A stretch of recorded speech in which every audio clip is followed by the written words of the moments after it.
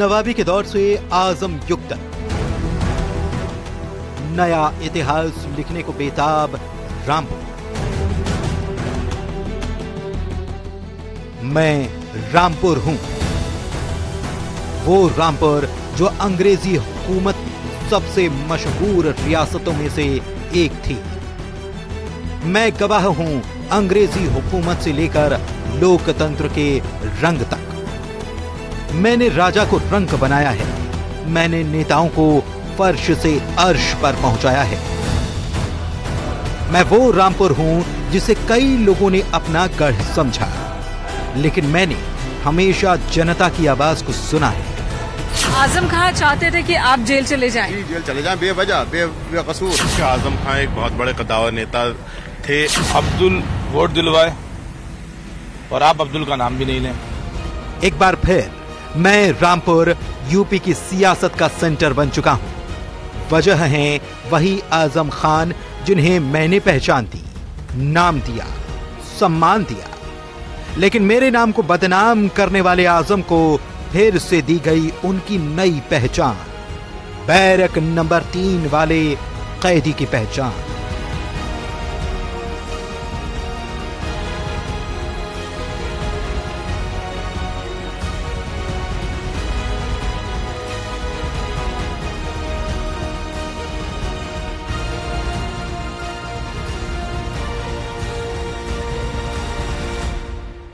हमारा एनकाउंटर भी हो सकता है। आप लोग कुछ भी हो सकता है। मैं रामपुर हूं, नवाबों और कठेरिया राजघराने की वो विरासत जो आज अपनी नई पहचान बनाने के लिए बेताब है। आजम साहब के साथ लगातार नाइंसाफी हो रही है। सरकार ने जानबूझ करके फर्जी मामलों में आजम साहब को फंसाया है। मैं वो रामपुर हूं जो 5,78,000 मतदाताओं का प्रतिनिधित्व करता हूं।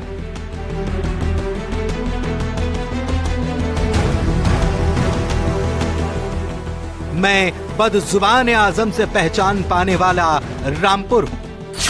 उसकी असलियत समझने में आपको 17 बरस लगे। मैं 17 दिन में पहचान गया कि इनके नीचे का जो वो खाकी रंग का है। नहीं चाहिए बड़े भाई, कुत्ते के बच्चे के बड़े भाई। मैं गवाह हूं रामपुर के नवाबी दौर का और आजम युग के उदय से खात्मे तक का। आज व्यक्ति विशेष में मेरी जुबानी सुनिए रामपुर के नए नवाब कहे जाने वाले आजम खान के उदय से लेकर खात्मे तक की पूरी कहानी। हमारा एनकाउंटर भी हो सकता है। आप लोग कुछ भी हो सकता है।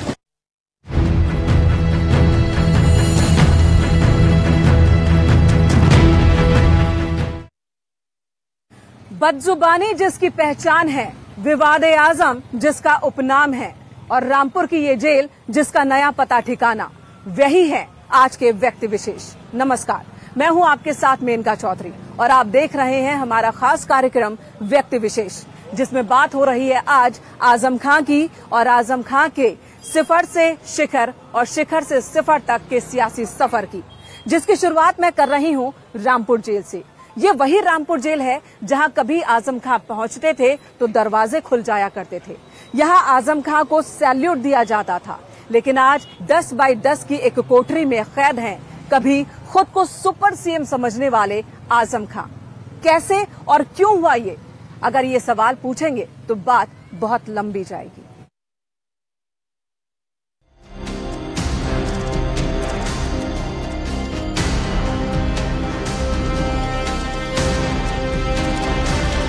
उन्नीस 1970 का दशक हिंदुस्तान की सियासत कई बड़े उलटफेरों से गुजर रही थी। देश में छोटे छोटे सियासी दलों का उदय हो रहा था और जनता पैदा कर रही थी नए नेता। वो नेता जो आम से खास बने, फिर खास से बेहद आम। कुछ ऐसी ही कहानी दोहराई उत्तर प्रदेश के रामपुर में।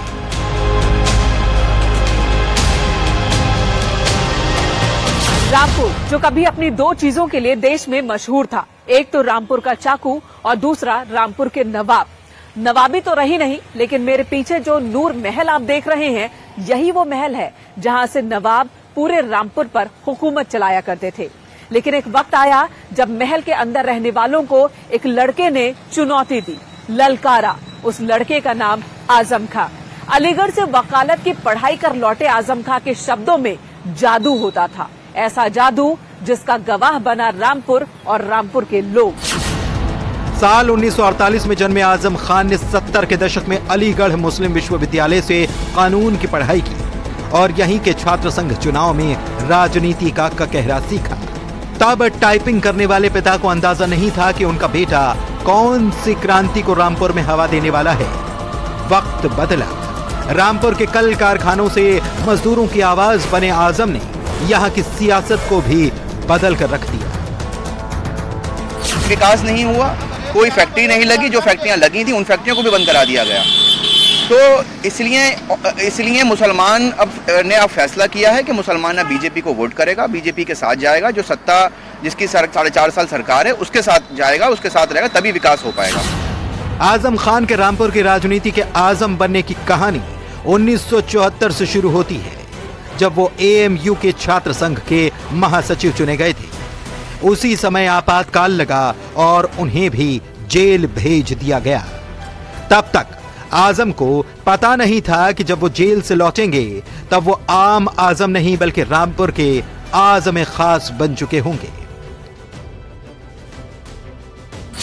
एक दौर था जब रामपुर ने उन्हें आंखों पर बिठाया। बदले में आजम खान ने रामपुर को नवाबों से मुक्ति दिलाई और ये रामपुर के लिए किसी क्रांति से कम नहीं था। लेकिन रामपुर की जनता को क्या पता था कि एक वक्त आएगा जब यही आजम खान खुद को नया नवाब समझ बैठेंगे। 1980 का वो दशक जब रामपुर में सही मायने में नए नवाबी दौर की शुरुआत हुई।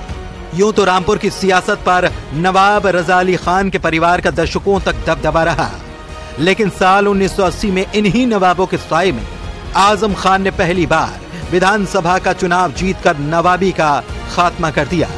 इसके बाद उन्होंने कभी पीछे मुड़कर नहीं देखा।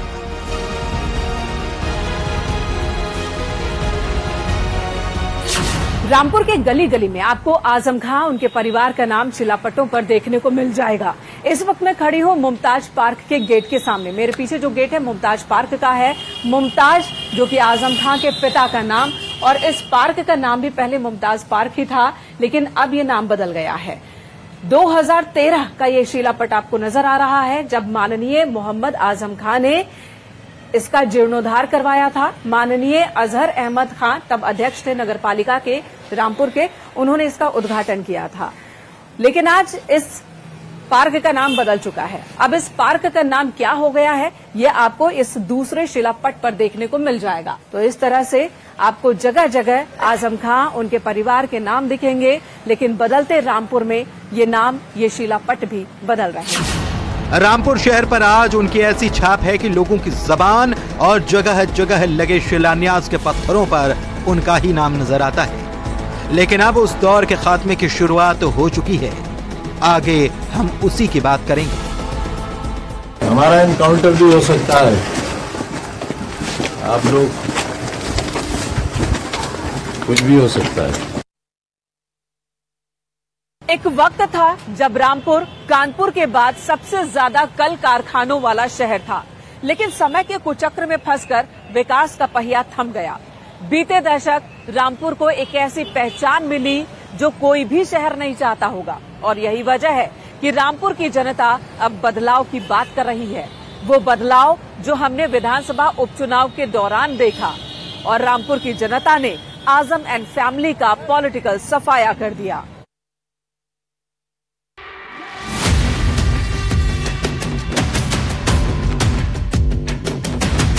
उसकी असलियत समझने में आपको 17 बरस लगे। मैं 17 दिन में पहचान गया कि इनके नीचे का जो वो खाकी रंग का है।